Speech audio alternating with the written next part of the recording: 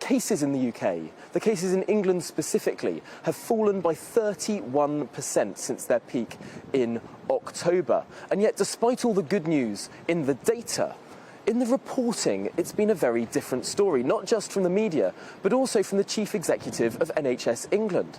The Chief Exec of NHS England, Amanda Pritchard, who yesterday claimed that a startling figure, that 14 times more people were in hospital with COVID this year, now, compared to last year. Well, it turns out that's not true. Not true at all. Not even close to the truth. There were more people in hospital with COVID this time last year than this year, quite evidently. Well, why on earth did she make that claim? How did she get to making that claim? And why did the supine media start running it relatively uncritically? Well, I'm delighted to be saying that we can be joined now by Christopher Snowdon, Head of Lifestyle Economics at the IEA and COVID Watcher Supremo. Why on earth, Chris, did Amanda Pritchard make this claim? Well, she said since, because she has kind of not quite apologised, but she has said she misspoke. She now claims that she was actually comparing August this year to August 2020. Now, in August 2020, there were very, very few people in hospital with COVID, the lowest number since the pandemic had began, around about 500. There are currently 7,000 patients in hospital with COVID. In August this year, there were roughly 6,000 or 7,000. So I'll pick either of those 2 months this year, and you've got 14 times more. But why would anyone compare August to August?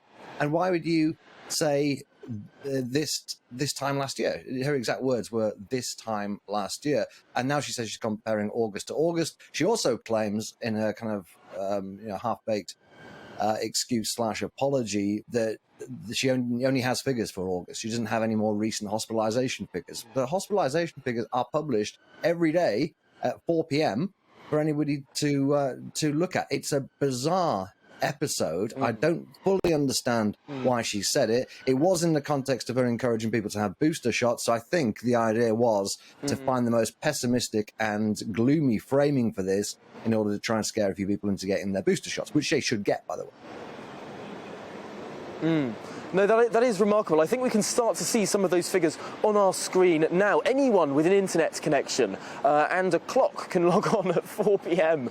to see these figures. And this is hospitalizations that we can see on our screen now. And obviously, they went in huge exponential waves last year. But over the last few months, they've been relatively stable. A big set of proof there, I suppose, that vaccines work. And if we compare where we were in August last year, very, very low, obviously. We'd only just got out of lockdown. There were still a lot of restrictions on the way we live our lives. And if we compare that to now, sure, then August was lower, but actually looking now, things are relatively stable. We're not looking at those exponential numbers.